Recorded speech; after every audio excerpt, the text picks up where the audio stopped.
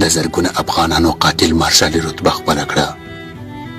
زما د هیواد د ازادۍ نازولې غمي په جیل کې په دې تور بندیان وو چې جرمونه یې کړي وو.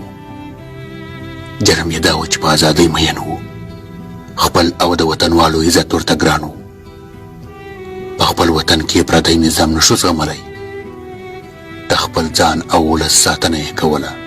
نن هغه د جیل د تورو تنبو شاته د خپل ژوند رنګینې شیبې سبا کوي او واړه واړه بچیان، مور، لور، زوی او بیبي هره شیبه د راتلو لارې څاري.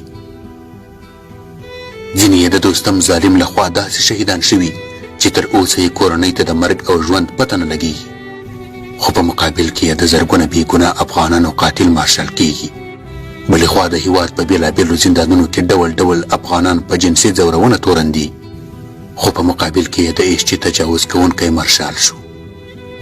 دا هغه څه دی چې د ملت هیڅ ارمان ورته ارزښت نه لري، خو زموږ ویده ملت د همداسې نه اهلو مارشالانو لیاقت لري، ځکه هر نه اهله په دوی حاکم دی. بس رب دې ورحمېږي، دا خلک د سولې نیت نه لري. باید موږ په یو بل ټکټر بم سوچ وکړو